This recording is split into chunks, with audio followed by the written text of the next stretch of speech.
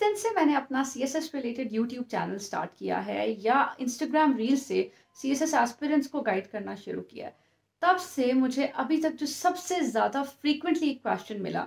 वो ये कि ये क्या वजह होती है कि 98% बच्चे हर साल CSS फेल करते हैं और उनमें से मेजॉरिटी CSS एसए में रह जाते हैं। और आपने, आपके हस्बैंड, आपके कज़न ने ऐसा क्या किया कि फर्स्ट अटेम्प्ट में आप लोगों ने ना सिर्फ एसए पास कर लिया बल्कि बहुत अच्छा स्कोर भी किया एसए में। तो देखिए जी, मैं खुद बचपन से ऐसे लिख रही हूँ। I hold multiple national international awards in ऐसे writing, one from BBC even. और फिर CSS की जब जर्नी में मैंने स्टेप इन किया तो आई रियलाइज कि it's a whole different domain.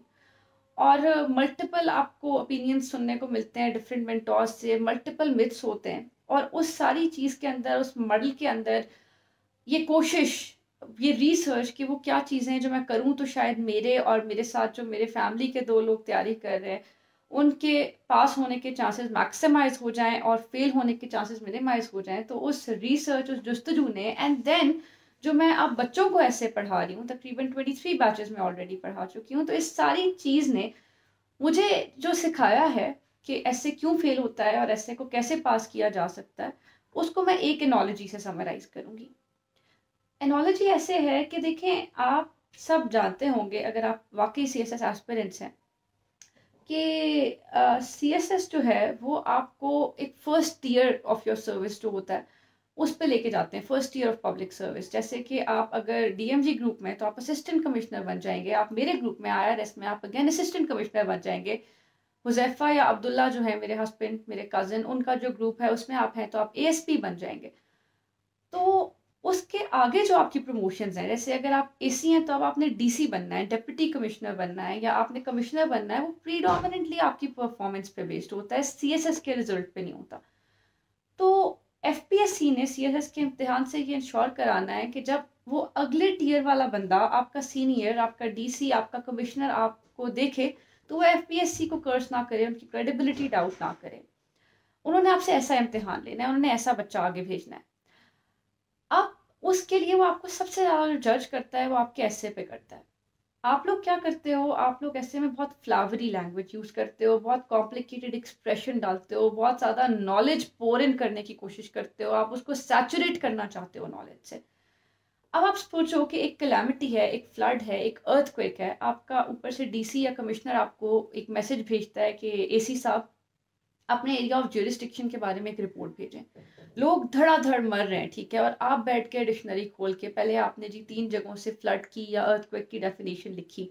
Then उसकी आपने टाइप्स लिखी, देन आपने उसकी इफेक्ट्स लिखे, देन आपने उस पर केस स्टडीज दी, देन आपने जी उस पर डिफरेंट जो है वो एग्जाम्पल्स डाली, उस पर कोटेशंस डाले, और उसके लिए आपने सारा डिक्शनरी भी खोली हुई, आप उसमें मोटे से मोटे लफ्ज जो हैं वो लिख रहे हो, ठीक है, साथ खुश हो रहे हो कि DC साहब तारीफ करेंगे, ठीक है, एंड देन एंड में आके आप छोटा सा पैराग्राफ देते हो कहीं पे कि मेरे एरिया में फ्लड के क्या हालात हैं। वो जब तक आपने लिखा तो जी वहाँ पे आधी आवाम तो उतने में फौत हो गई, सफ़र कर गई। और फिर जब DC साहब के पास वो रिपोर्ट जाती है तो वो बेचारे खुद एक सरकारी मुलाजम है, बैचलर्स के बाद उन्होंने CSS दे दिया था, वो भी डिक्शनरी खोलेंगे, आपकी बातें समझेंगे, फजूल बातें पढ़ेंगे, उन्हें गुस्सा आएगा, उनका BP हाई होगा, उसमें वो काम की बात ढूंढते रहेंगे, फाइनली उन्हें काम की बात मिलेगी, उसको उसके ऊपर उन्हें फिर डिक्शनरी खोलनी पड़ेगी आपकी बात समझने के लिए, आपका एक्सप्रेशन समझने के लिए, मे बी उन्हें 2-3 अंग्रेजी की किताबें भी पढ़नी पड़ जाएं आपका सेंटेंस स्ट्रक्चर डी कोड करने के लिए, जो आपने इतना खूबसूरत शेक्सपियर वाला सेंटेंस स्ट्रक्चर दिया।